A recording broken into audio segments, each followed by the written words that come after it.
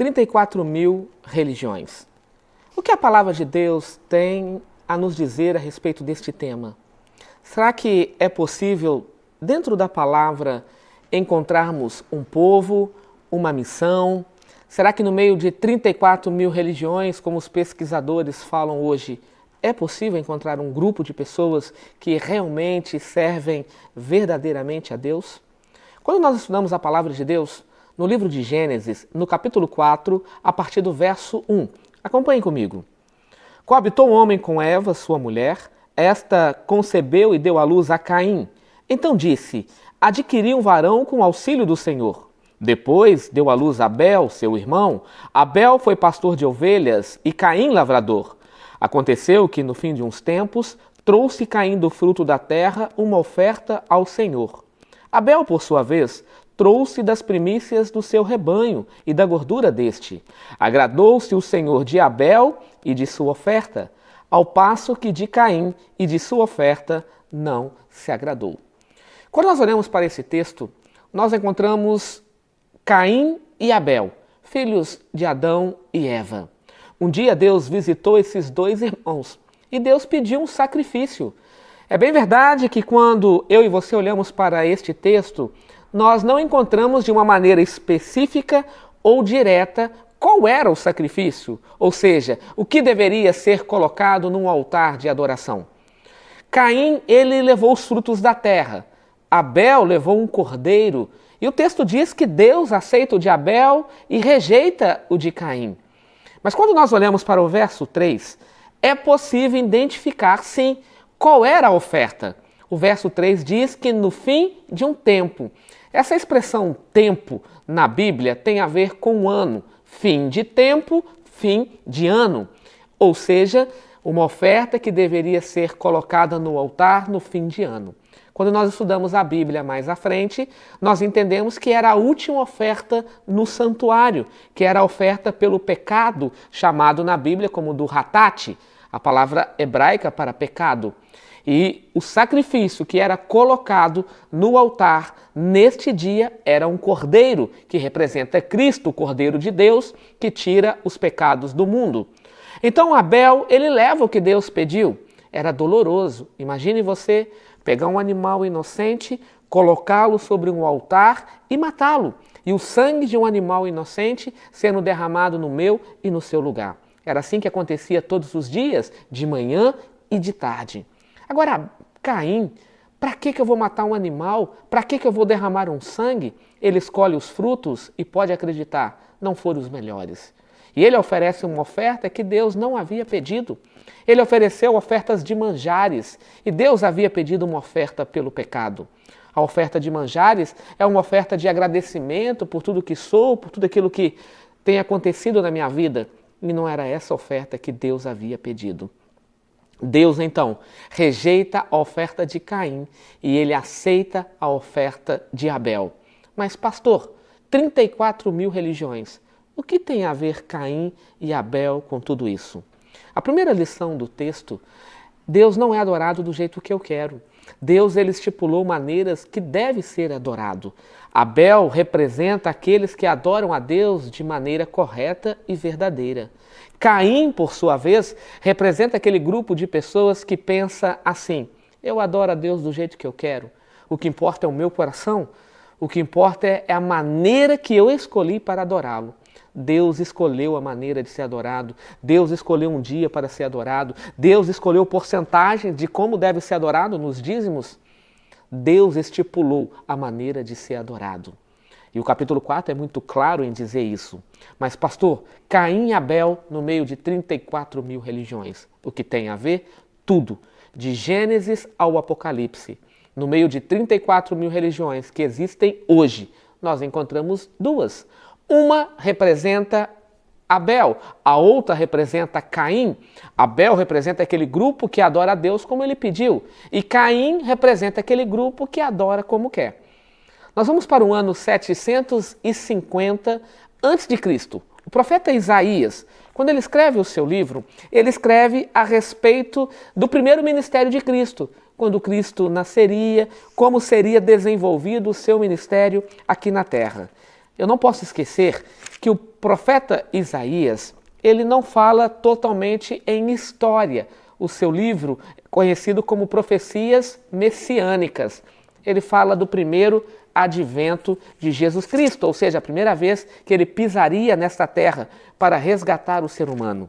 E se é um livro profético, ele não pode ser entendido da maneira que se lê. A Bíblia, ela está dividida em 5 categorias. Você tem história, você tem poesia, você tem profecias, você tem evangelhos, você tem cartas. História entende-se como se lê. Profecias não pode ser entendido da maneira que se lê. Por exemplo, mulher em história é igual mulher. Mulher em profecia é igual igreja. Essa é uma tabelinha profética que encontramos na Bíblia. E mais à frente, você vai entender isso de uma maneira mais clara. Mas no capítulo 4 do profeta Isaías, no verso 1, diz assim: 7 mulheres, naquele dia, lançarão mão de um homem, dizendo: nós mesmas, do nosso próprio pão nos sustentaremos e do que é nosso nos vestiremos, tão somente queremos ser chamadas pelo teu nome, e tira o nosso opróbrio. O número 7 aqui é uma tradução polissêmica. O número 7 pode ser traduzido como um numeral ou pode ter um significado. Por exemplo, o 7 no hebraico significa perfeição ou totalidade. Como que eu vou identificar perfeição ou totalidade? Quando o número 7 é dirigido a Deus, Deus é perfeito. Então nos mostra perfeição. Mas como é dirigido a outra coisa, tem a ver com totalidade ou um número. 7 coisas, entenderam? No capítulo 4, 7 aqui representa totalidade. Então, uma totalidade de mulheres. Mulher em profecia, igreja. Então, uma totalidade de igreja vão lançar mão de um homem. Quem é este homem? O verso 2 diz que é Jesus Cristo, o renovo do Senhor, a raiz de Jessé. Então, Jesus Cristo. Então, 7 igrejas, uma totalidade de igrejas, vão lançar mão de Jesus.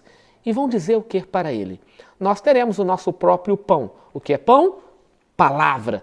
Teremos as nossas próprias vestes. O que é veste? Justificação. O que elas estão dizendo? Jesus, nós teremos a nossa palavra, a nossa forma de entendê-la. Nós também teremos a nossa própria justiça. Nós só queremos uma coisa: ser chamados pelo teu nome. Só queremos ter um compromisso de sermos chamados de crentes, de cristãos. Mas não queremos nenhum relacionamento contigo. Entenderam como é fácil identificarmos a igreja de Caim? Mas vamos para o que interessa. Vamos identificar Abel, o que representa a igreja de Abel? Nós vamos agora para o ano 930, 950 antes de Cristo, a era dos reis em Israel. Primeiro livro de Reis, capítulo 19, a partir do verso 1. O capítulo 19 do primeiro livro de Reis vem narrando a história de Elias, que começa lá no capítulo 17. Elias, ele entra num contexto de apostasia, ele entra num contexto de crises, em um momento muito delicado do povo de Israel. Tudo começa em um casamento de jugo desigual. Um rei que se chamava Acabe casou-se com uma mulher que se chamava Jezabel. Jezabel significa aquela que serve a Baal. Baal, ele era adorado com orgias e dos piores jeitos que você possa imaginar. Porque eles acreditavam que quanto mais sexo acontecesse, não importava se era homem com animal, se era homem com mulher, se era homem com criança, se era homem com outro homem, ou mulher com uma outra mulher, não importava. O que importava, quanto mais sexo acontecesse, mais Baal, o deus da fertilidade, ficaria feliz e mandaria o seu sêmen para a terra, que eles acreditavam que era a chuva, que trazia vida para a terra. E esta mulher, ela mandou matar todos os profetas de Deus. Mas quando um homem que se chamava Obadias, ele aparece no capítulo 18, ele ficou sabendo disso. Ele pegou 50 profetas e escondeu numa caverna, depois pegou mais 50 e escondeu nessa mesma caverna e os alimentava com pão e água. Eu tenho aqui 100 homens com medo, acovardados, escondido dentro de uma caverna. É nesse contexto que Deus chama Elias. Elias, eu tenho uma missão para você. Vá lá e diga para Acabe que durante 3 anos e meio não caiu uma gota de água sequer sobre a terra. O nome de Elias, ou o nome do Elias, o profeta, é uma contrafação a Baal. Elias significa só o Senhor é Deus. Só dele se apresentar para o rei Acabe, ele já tinha uma mensagem através do seu nome. Só o Senhor é Deus. E Acabe, então, ele aparece na presença de Acabe e diz: por causa dos seus pecados e das contaminações que vocês trouxeram para Israel, não cairá uma gota de água sequer durante 3 anos e meio sobre Israel. O profeta vai embora. 3 anos e meio sem água. Depois ele retorna na história. Ele desafia os profetas de Baal à espada. Ele mata todos eles. E ele ora novamente e Deus manda a chuva. Sabe, amigos, Elias agora, ele recebe ameaças de Jezabel. E o capítulo 19 diz assim: Acabe fez saber a Jezabel tudo quanto Elias havia feito e como matara todos os profetas à espada. Então Jezabel mandou um mensageiro a Elias a dizer-lhe: faça-me como os deuses lhes aprouver, se amanhã a estas horas não fizer eu a tua vida como fizeste a cada um dos meus profetas. Agora, vamos conjecturar. Pense em você. Você ora e para de chover. Você ora e Deus manda alimento. Você ora e nasce água da terra. Você ora e uma criança ressuscita. Você ora e volta a chover. Agora uma mulher ameaça a sua vida. O que você faria? Sabe o que Elias fez? Perna para quem te quero. Elias teve medo. Elias fugiu de Jezabel. E ele correu muito. Ele estava no Monte Carmelo e ele correu até o Monte Horebe. Do Monte Carmelo para o Monte Horebe são 161 quilômetros. O medo fez um profeta virar atleta. E ele chega no local, ele encontra uma árvore de zimbro, ele coloca a mão naquela árvore e ele começa a questionar. Em meio aos seus questionamentos, ele diz: Senhor, eu quero morrer, chega, eu quero morrer. Eu fiz tudo o que o Senhor me pediu, chega, eu quero morrer. Elias, ele entrou num processo de depressão. O medo fez que esse homem passasse por uma depressão. Entenda uma coisa, você que está me ouvindo, depressão é enfermidade. Não é problemas espirituais, não tem a ver com oração, não tem a ver com algum trabalho que foi feito para a sua vida. Depressão é enfermidade e requer cuidados médicos, ajuda profissional, às vezes medicamentos, às vezes uma internação. Depressão não tem nada a ver com espiritualidade. Jesus passou por um momento de depressão na sua vida, no Getsêmani, a tal ponto de transpirar sangue. Jeremias era um homem depressivo. O livro de Eclesiastes é o desabafo de um homem em depressão. Percebem? E eles não tinham falta de espiritualidade. Você consegue imaginar Jesus sem espiritualidade? Você consegue imaginar Jesus com um problema espiritual? Claro que não. Percebe? É uma enfermidade. E Elias, devido ao medo, ele teve depressão. Isso desencadeou para que ele pudesse ter uma doença. Mas Elias, ele entra numa caverna. E ali naquela caverna, ele achava que estaria seguro, mas Deus foi até ele e disse: Elias, o que fazes aqui? Aparece no verso 9. E Elias, então, ele sai, ele responde para Deus, ele enche o peito e diz: Senhor, eu tenho sido zeloso para com o Senhor. Porque mataram os teus profetas, derrubaram os teus altares, e só eu fiquei, e ainda procuram tirar minha vida. Você conhece pessoas que têm a síndrome de Elias? Se eu não for o tesoureiro da igreja, a igreja não funciona. Se eu não for o primeiro ancião, a igreja não anda. Se eu não for o pastor da central de tal local, a igreja não funciona. Conhece pessoas assim? Pessoas que querem exaltar a si mesmo. Elias estava se exaltando e perante Deus pode acreditar: Senhor, mataram os teus profetas e só eu fiquei, só eu sei te adorar de maneira correta, só eu. E Elias, ele volta para a caverna como se tivesse calado a boca de Deus. Um outro detalhe, você se lembra que nós temos 100 profetas escondidos numa caverna? Agora tem mais 101 profetas escondidos na caverna. No verso 13, Deus foi até Elias novamente. Elias, o que fazes aqui? E Elias agora ele diz: Senhor, no verso 14, eu tenho sido em extremo zelo. Antes ele era zeloso, agora ele é extremista. Pense num caminho perigoso. Eu já vi muitas pessoas que entraram por esse caminho e hoje estão fora da igreja. Pessoas amarguradas, pessoas que não encontram a paz, pessoas que passaram por um divórcio, pessoas que os filhos não conversam mais porque se tornaram extremistas. Entenda uma coisa, o Evangelho é apresentado por Cristo como um fardo leve, suave.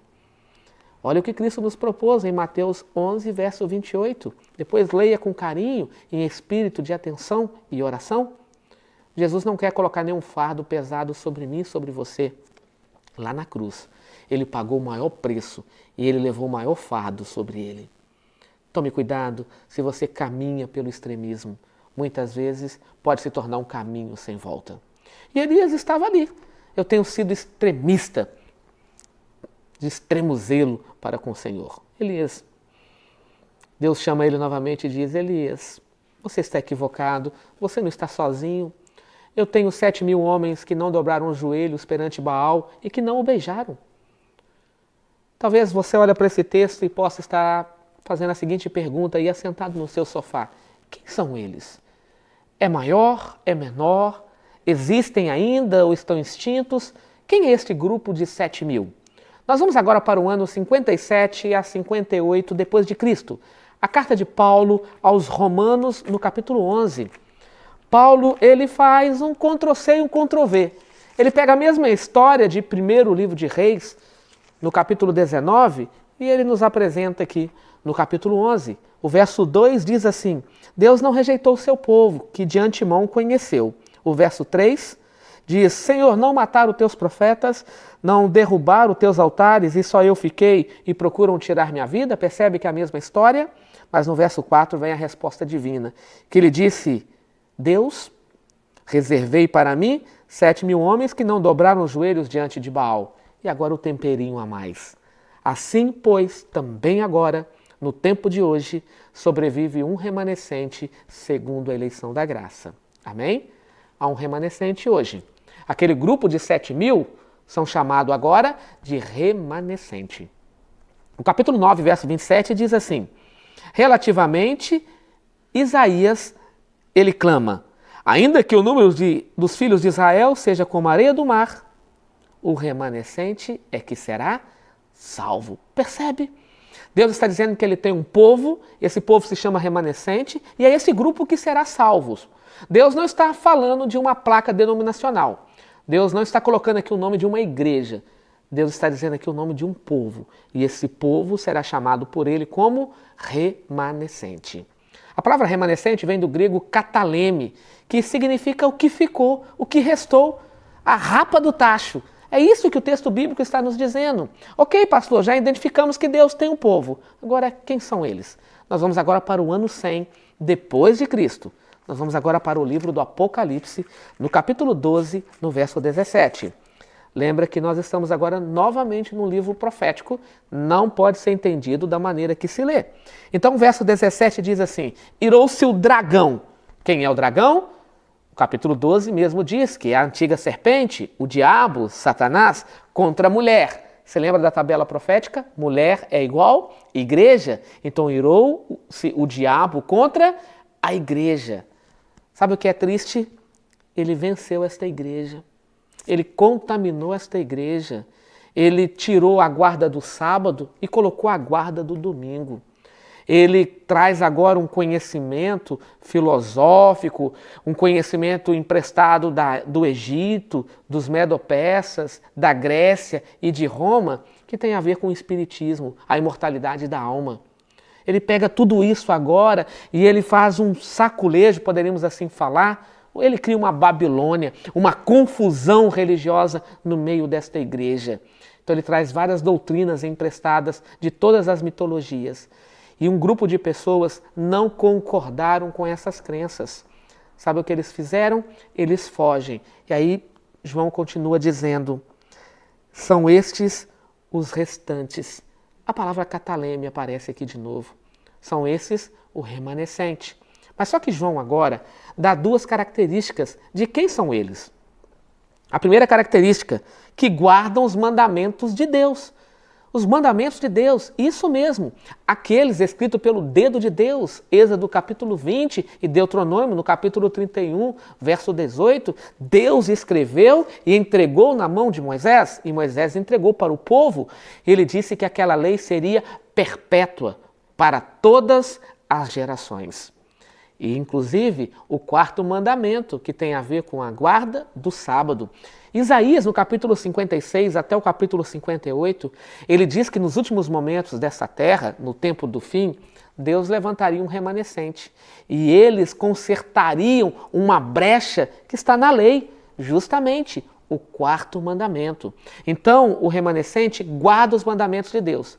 Mas ele também diz que eles têm o testemunho de Jesus. E o testemunho de Jesus, aqui, não é aquele cristão que tem as suas contas em dia. Não é aquele cristão que frequenta os cultos de maneira regular. O testemunho de Jesus aqui, de acordo com Apocalipse 19, verso 10, é o espírito da profecia. E o que é o espírito da profecia? É o ministério dom profético na vida da escritora norte-americana Ellen G. White. De 1844 até 1915, são centenas e centenas de páginas inspiradas por Deus. E ela sempre dizia que os escritos dela eram pequenos rios que nos levam ao grande rio. Ou seja, a palavra de Deus precisava ser exaltada depois de um momento triste da história, conhecido como momento da Idade Média, ou a parte escura da Idade Média. E Deus levanta essa mulher com o propósito unicamente de exaltar a palavra de Deus. Mas, pastor, aí você disse duas características, mas eu ainda não entendi a sua mensagem. Tem mais uma? Tem. Apocalipse 10, os versos 10 e 11. Ali o texto fala de Guilherme Miller, um jovem da Igreja Batista, que estudou a palavra de Deus e acreditava que Cristo voltaria no dia 22 de outubro de 1844. Esse dia chegou e Jesus não voltou. O texto diz que era doce como mel crer que Cristo voltaria em 1844, mas ele não voltou. E esse dia, o amargo apresentado aqui, é conhecido como desapontamento de 1844. Percebem? Guarda os mandamentos, tem o espírito da profecia e sofreu um desapontamento em 1844. Deus apresenta três características da igreja remanescente, ou de um grupo de pessoas que serão chamados de remanescente. Interessante que o verso 11 diz qual é a missão deste povo. A mesma missão que Cristo deu para os discípulos, que deveriam pregar para toda criatura, para toda raça, para toda língua, para todos os povos, é a mesma mensagem que nós devemos pregar. Só que nós temos três mensagens distintas e exclusivas que pertencem a nós. Apocalipse 14 apresenta as três mensagens angelicais. Elas se encontram no centro do Apocalipse, porque aqui está a nossa missão. A nossa missão não é apenas cruzar os braços e esperar Cristo voltar. A nossa missão é, como um anjo apresentado aqui, clamar em grande voz que Cristo está voltando. Esse povo existe, ele tem uma missão e a missão foi confiada a mim e a você. Não gostaria você de fazer parte desse ministério? Que Deus te abençoe, que Deus te guarde.